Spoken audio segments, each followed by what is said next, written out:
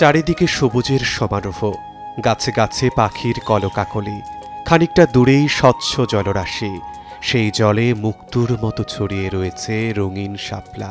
সব মিলিয়ে মনে হয় যেন শিল্পীর তুলিতে আঁকা কোনো রঙিন চিত্রপট।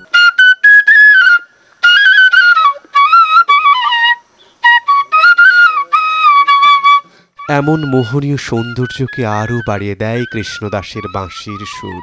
চারপাশের সব আওয়াজ ছাপিয়ে ভেসে যায় সে সুর পাহাড়ের গায়ে।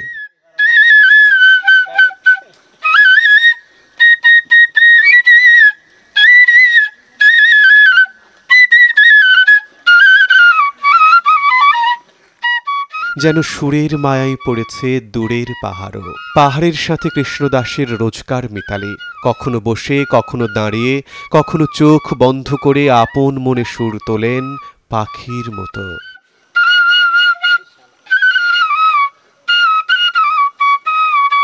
পঁয়তাল্লিশ বছরের এই বংশীবাদক শুধু বাঁশি বাজান না, বরং প্রকৃতির নীরবতার সঙ্গে মিলিয়ে দেন নিজের অনুভূতি।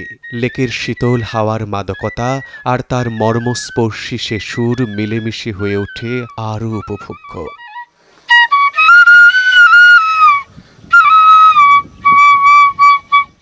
পর্যটকরা কেউ থমকে দাঁড়িয়ে শোনেন, কেউ ভিডিও করেন, কেউ কেউ মন ভরা প্রশংসা আর সামান্য অর্থ দিয়ে এই বংশীবাদকের মুখে হাসি ফোটানোর চেষ্টা করেন। ফার্স্টে গেছিলাম ভারতে, কলিকাতা।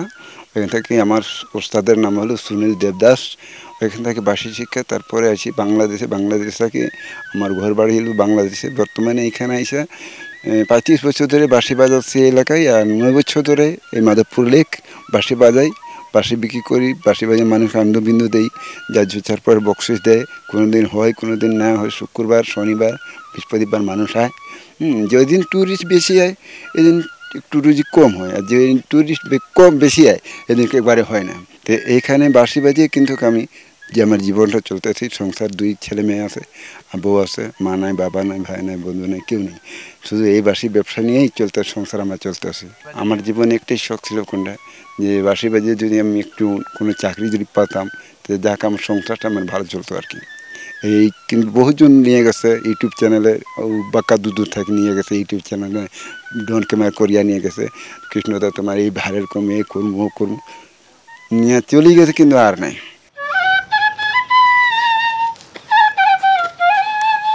মৌলভীবাজারের কমলগঞ্জ উপজেলার মাধবপুর ইউনিয়নের শ্রীগোবিন্দপুর চা বাগানের বাসিন্দা কৃষ্ণ দাস।